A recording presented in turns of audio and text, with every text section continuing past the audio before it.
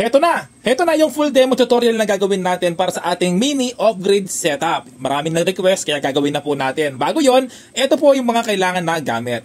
Inverter po yan. Hindi ko po sinabi na yan ang bibili ninyo, no? Pero kung gusto nyo gayahin, walang problema. Okay? Wala po tayong link lahat dyan. Hindi po tayo nagbebenta, hindi po tayo nagpo-promote, hindi po ako bayad dito sa mga materials or gamit na pinapakita ko. Kahit na ako po yung nagbebenta ng ganito, gusto ko rin po makatulong sa iba. Okay?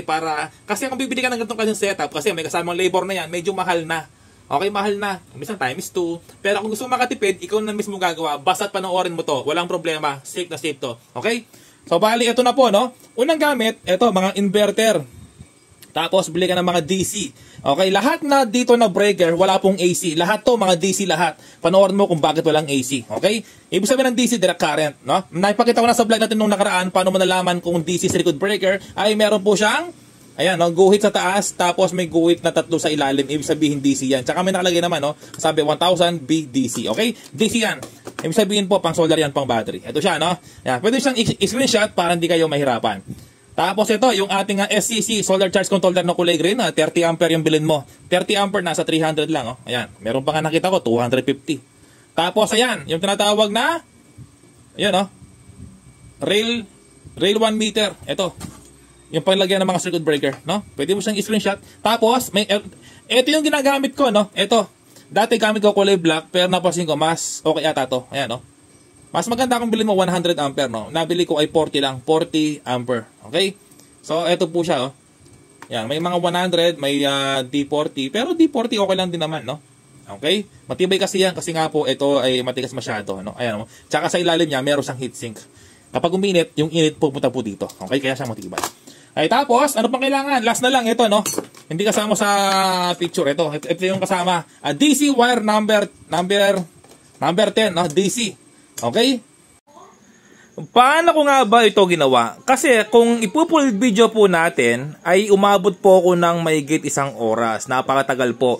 Maraming may inip sa atin. At ito po yung ipapakita ko kung ano po yung ginawa natin, ay ipapakita ko ng maayos. Okay, syempre, subukan natin yung isang electric pan na 230 volts at meron tayong battery na 50 ampere hour. Yung solder po nito, ito, legit, 120 watts. Legit po yan, okay?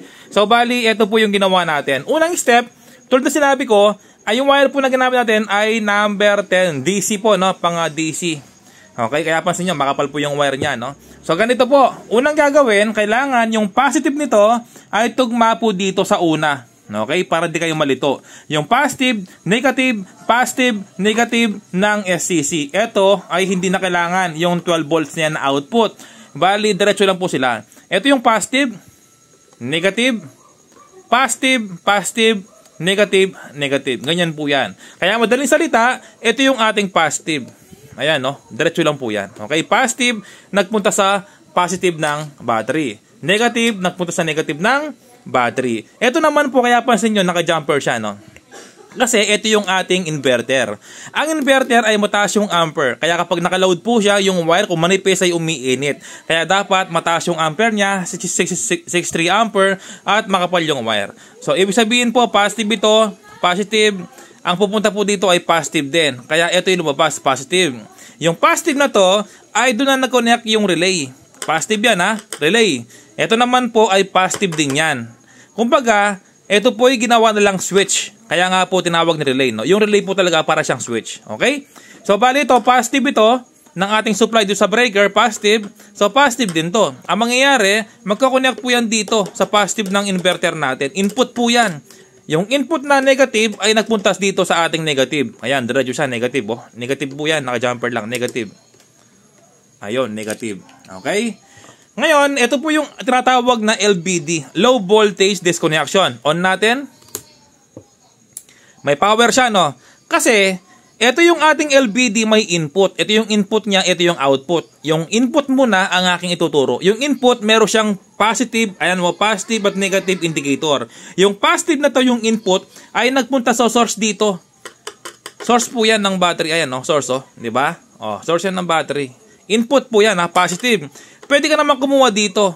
Positive. Pwede ka naman kumuha dito. Pero ang ginawa ko ay mas malapit dito. Positive.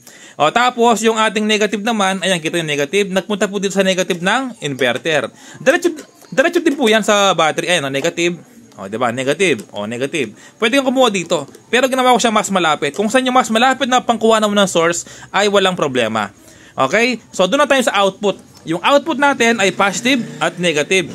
Wag po dapat magkamali, no? Positive at negative. Yung positive ay nagpunta po dito. Ayan, no? Meron siyang positive na indicator.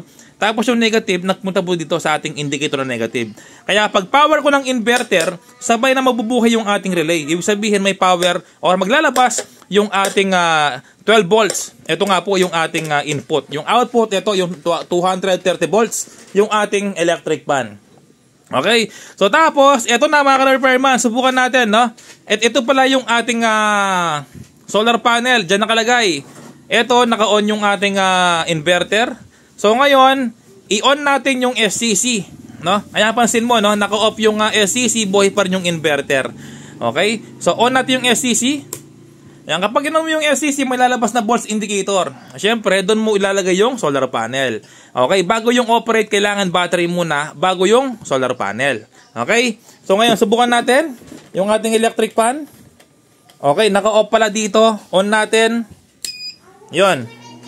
Ayan, no? Gumana na, oh. Lakas ng electric fan na to. Okay? So gumana na po siya. Ang voltage niya ay stable pa rin na 12.6. Kapag ito bumaba ng 12.1, ayan, no, 12.5 na, no?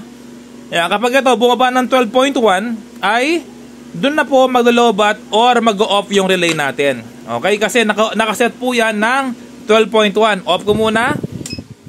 Ayan, no, nakaset po dito. Ayun, yung ating setup. Nakaset ng 12.1 yung lobat niya. Okay? Sa mga ganitong klaseng SCC, dalawa lang pindot sabay. Ayan, no? Pwede mo siyang i-adjust. Yung low bat niya, pwede mong gawin na 12.5. Pwede mong gawin na 12.1. Kaya po tinatawag na low voltage disconnection. Siya po yung nagdi-disconnect sa relay para hindi masira yung battery sa pagka-drain, pagka-low bat.